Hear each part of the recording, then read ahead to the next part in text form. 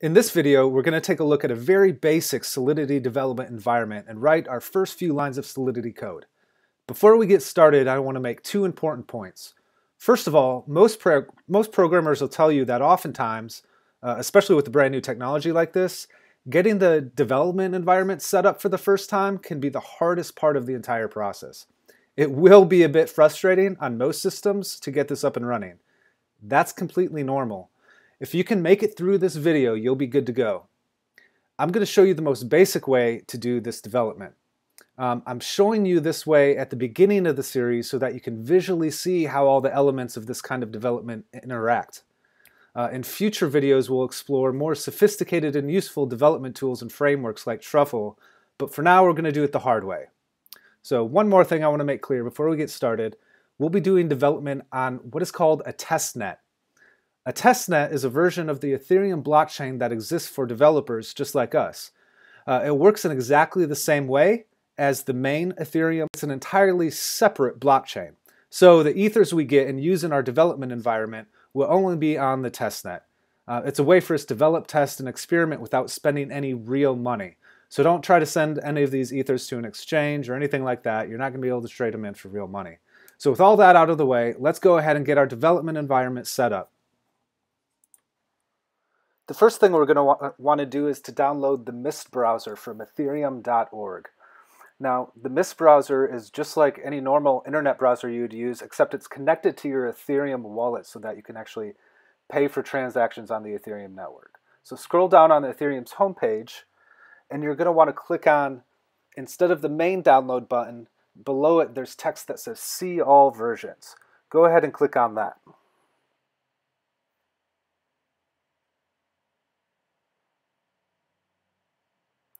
Then, of course, the license agreement and everything you're supposed to read through will show up. So definitely read through all that and then click on Sure, I understand. You'll be taken to their GitHub page where you'll scroll down and select the version of Mist that's appropriate for your system. Here we're using Mac OS, so go ahead and download that. And then you'll run through whatever installer your system has. When you launch the application for the first time, it's going to give you the option to download the mainnet or be a part of a testnet. Go ahead and choose testnet. Now that we have Mist installed, the next step is going to be to actually get some Ether. We're set up on a test network, so it's not going to be real Ether. So because it's test Ether on a test network, we can just go to a faucet and someone will just give us some of this Ether to work with. So this is the official Rinkeby faucet. That's the name of the test network that we're on. Just simply point your Mist browser to faucet.rinkeby.io. Now the way this works is they make you publish your address on social media. That's just to keep people from abusing the system and things like that. So what we can do, we need to go up to our wallet. We need to grab our wallet address, just copy that. It's going to give us a warning that says we are on a test network. These are not real funds. Just be careful about that. So copy anyways.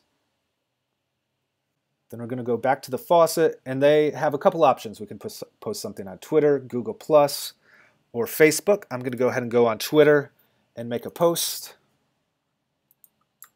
with just my public address on the Rinkeby wallet. Go ahead and tweet that. So I went ahead and copied and pasted the URL of the tweet I just did. I'll paste that in that box. Then you can say, give me Ether. And these show your limits over the time period. It's not just going to give you all the Ether you want. You have a limit of 3 Ethers per 8 hours or 20 Ethers every 3 days. I'm going to go ahead and get the 18.75 Ethers. Select that. And funding request accepted. There's me. It's processing the request. Let's wait for it to go through. You see it's funded and it's in my wallet. So let's go ahead and get started with our development. All right, so the Mist browser ships actually with a really good development environment for Solidity. It's called Remix. In order to see that, you need to go up to the Develop menu and click Open Remix IDE.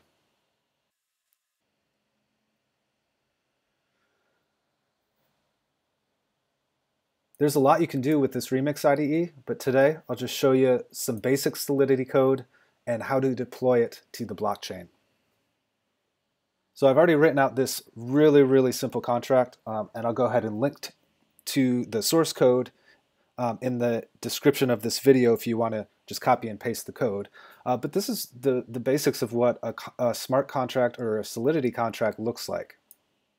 If you come from an object-oriented background, you can kind of think of a contract as a class with kind of limited functionality, in the sense that everything within these curly braces is going to be a part of the contract. So we've named the contract commitment, and again, much like a class, there's a constructor. So when the contract is first deployed to the blockchain, the Ethereum blockchain, and we're on the testnet again in this example, this function will be called once.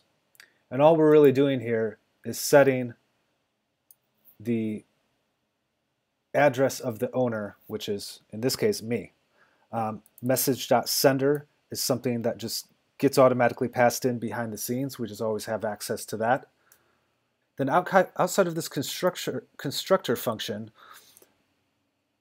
there are any number of other functions in the contract that are called asynchronously after the contract is deployed. And I'll show you an example of that here in just a bit.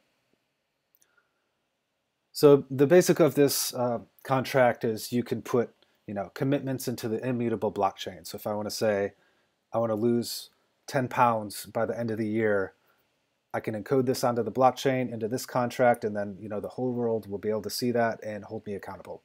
Kind of a contrived example, but it works for our purposes.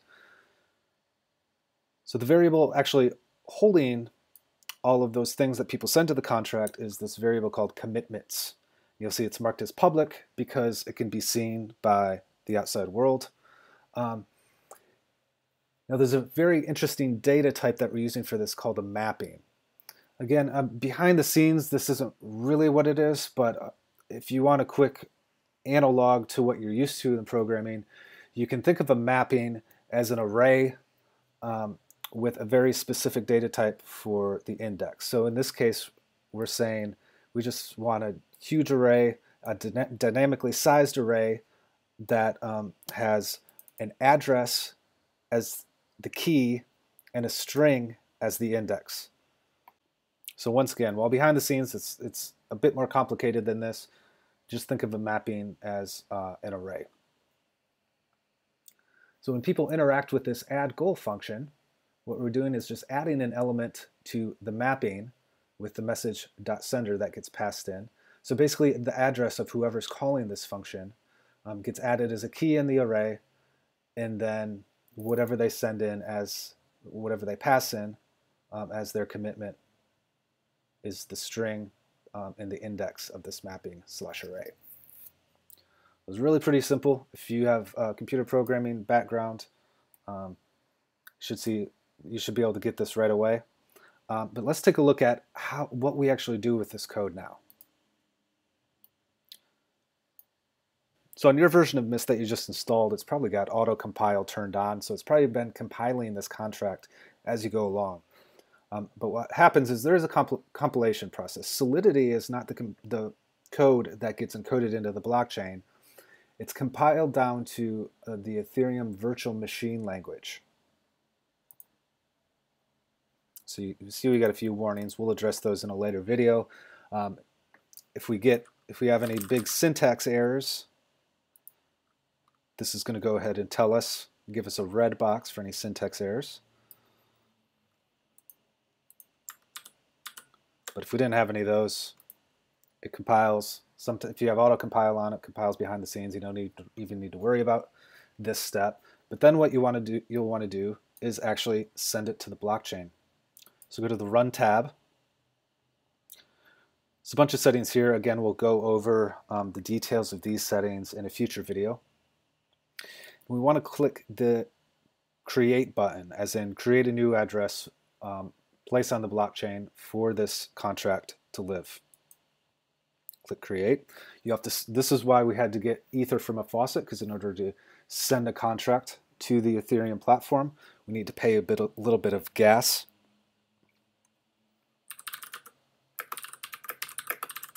hopefully you remember your password.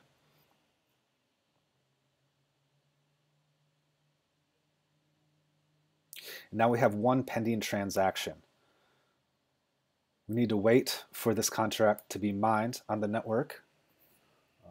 In this panel, kind of give you a status update. Usually this takes, somewhere between 10 and 20 seconds.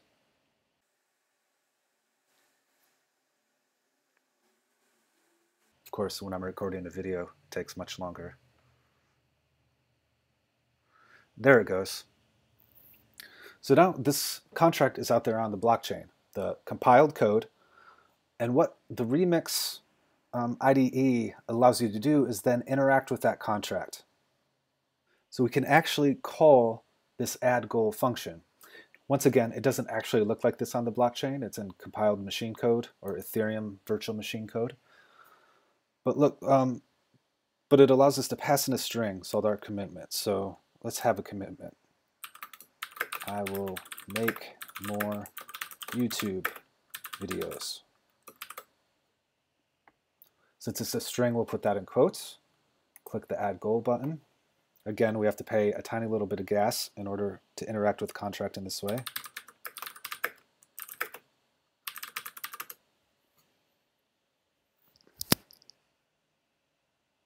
Then again, now we have one pending transaction.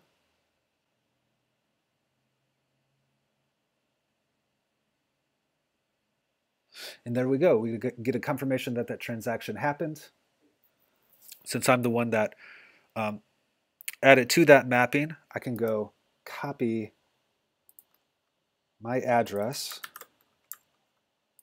as we've done before. It always gives us that warning. Put my address, again, in quotes. And this shows up because we marked it as public, so anyone can interact with it. And there we have it. I will make more YouTube videos. That's what I encoded into the contract. So there you go. Once you've run through the whole process, it's actually fairly simple to develop using Solidity. If you've programmed in pretty much any modern programming language, the syntax here shouldn't throw you for a loop. It should look somewhat familiar. And again, the big part we need to expand on is actually interacting with the contract once it's deployed. I mean, obviously people aren't going to be pulling up the Remix IDE in order to interact with your contract. This is just used for testing your own contracts. So that's what we'll expand on in future videos. We're going to write much more complicated contracts. We're going to build web front ends using JavaScript to interact with our contracts. And we're going to explore more advanced development environments other than Remix, including the Truffle framework. So tune in for those future videos. Let me know in the comments if there's anything specific you'd like me to go over. And thanks for watching.